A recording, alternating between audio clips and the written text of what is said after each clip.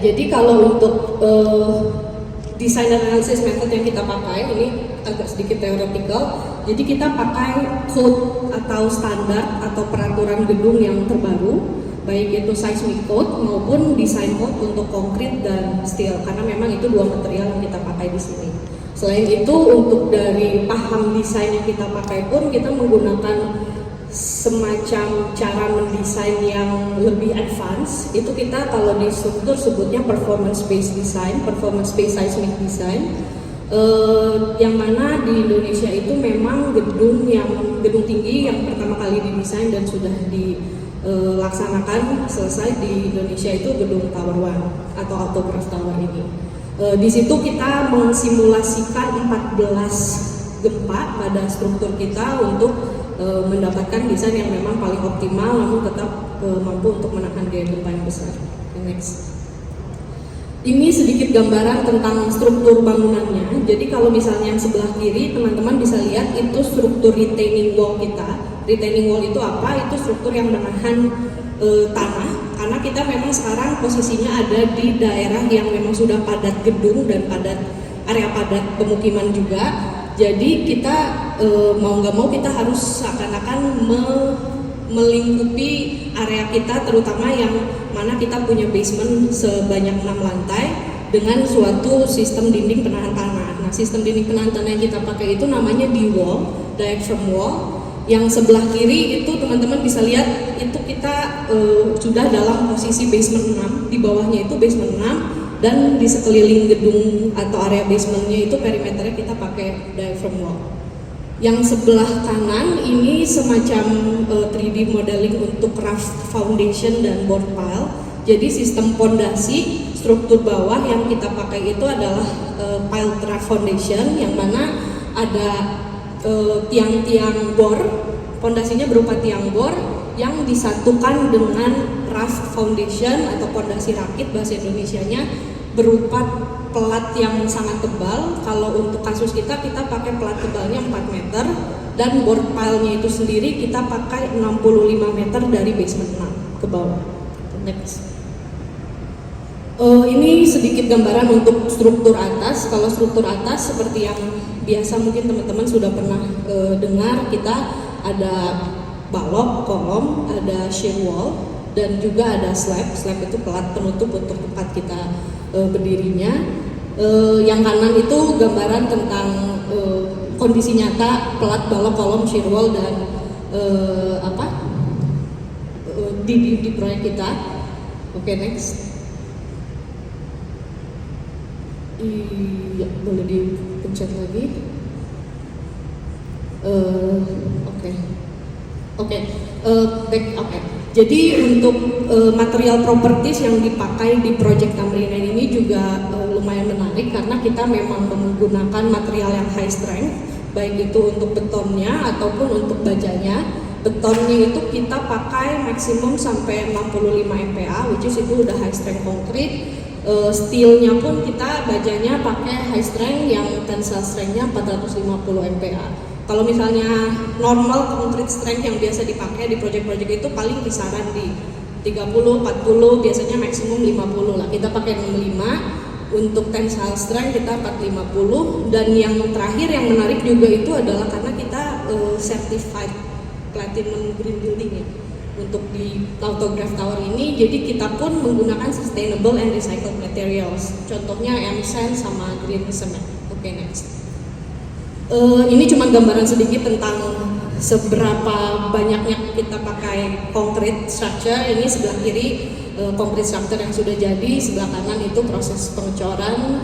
Boleh next.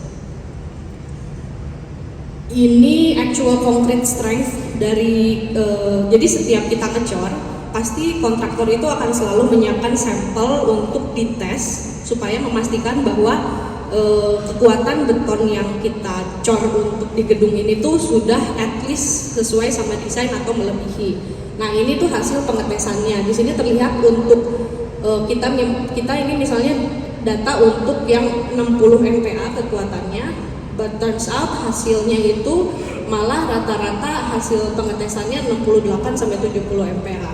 which is jadinya memang kualitas produk dan material yang dipakai oleh produsen beton kita itu lebih baik. Next. Ini gambaran tentang struktur baja dan tulangan baja yang dipakai di proyek kita. Sebelah kiri itu adalah struktur bajanya area roofnya tower autograph. Yang kanan itu gambaran tentang penulangan rough foundation. Next. Sama seperti beton, baja juga tiap kita datang materialnya kita tes, dan tesnya pun menunjukkan kalau hasilnya lebih baik dibandingkan target desain. Okay, next. Ini cuma gambaran sedikit tentang sustainable and recycled materials yang kita pakai. Kita pakai green cement yang mana itu memang kita menggunakan fly ash atau hasil pembakaran batu bara sebagai replacement dari beberapa persen dari semen yang kita gunakan di beton. Sama kita pakai recycled concrete aggregates, itu kita pakai manufactured sand. Oke, sekarang spesifik membahas tentang autograph tower.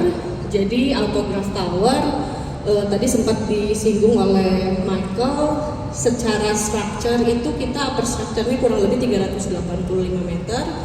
Kita di sini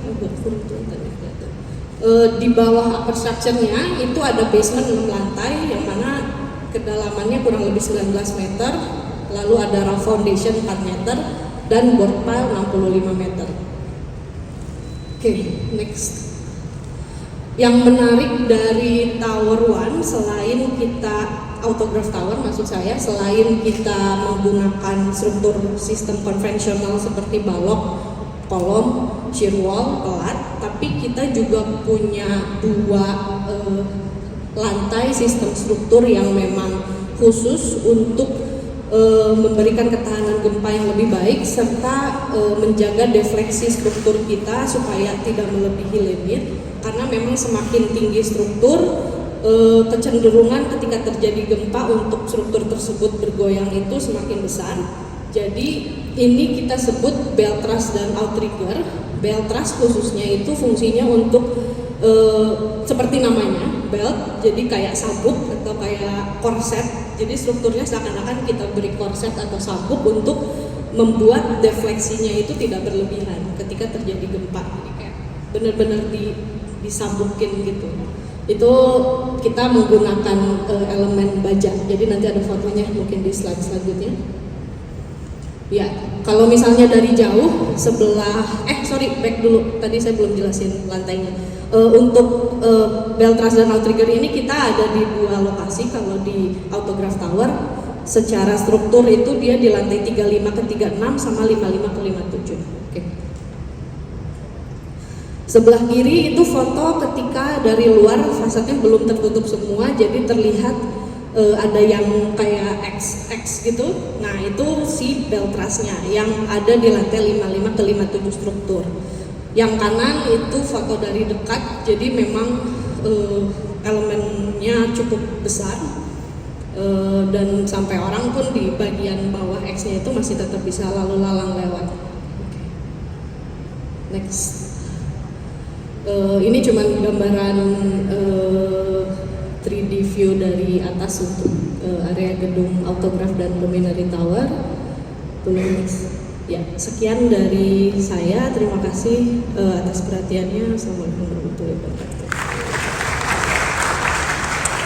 Oke, terima kasih nih presentasinya bagi Mike, Dila, dan Riza.